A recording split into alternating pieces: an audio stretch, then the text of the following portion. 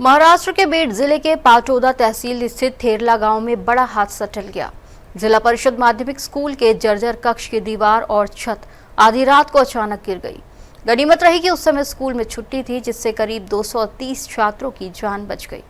बता दें कि वर्ष 1965 में बने इस स्कूल भवन की हालत लंबे समय से खराब बताई जा रही थी। स्कूल प्रबंधन और प्रधान अध्यापक ने कई बार शिक्षा विभाग से मरम्मत और नए भवन की मांग की थी, लेकिन कोई ठोस कदम नहीं उठाए जाने का आरोप है। घटना के बाद सामाजिक कार्यकर्ता डॉक्टर गणेश ढबले ने पालक मंत्री सुनेत्रा पवार से स्कूल का तत्काल स्ट्रक्चरल ऑडिट कराने और नई कक्षाओं के निर्माण के लिए निधि उपलब्ध कराने की मांग की है। उन्होंने कहा कि बीड जिले की कई जिला परिषद स्कूल्स की इमारतें जर्जर स्थिति में हैं, जिससे छात्रों की सुरक्षा चिंता का विषय बनी हुई है।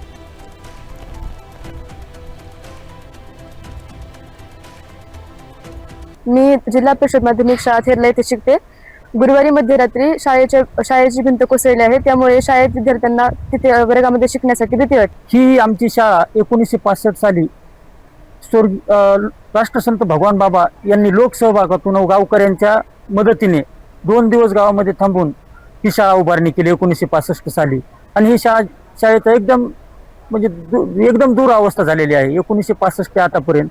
आणि आम्ही गावकऱ्यांनी शाळा व्यवस्थापन समितीने गावकऱ्यांनी पालकांनी बीड जिल्ह्यातील ग्रामीण भागातील जिल्हा परिषदांची अत्यंत दुरावस्था असून मोडकस आलेल्या शाळा, त्यामुळे शिक्षक आणि विद्यार्थी जीव मुठीत धरून ज्ञानार्जन करत आहेत।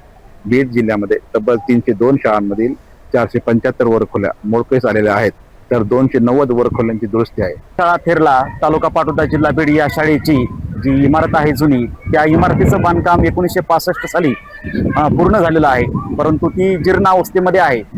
गुरुवारी सायंकाळी जेव्हा विद्यार्थी घरी गेलेले होते, तेव्हा मध्यरात्री त्या शाळेच्या एका खोलीची भिंत आणि त्याचा स्लॅब सुद्धा कोसळलेला आहे।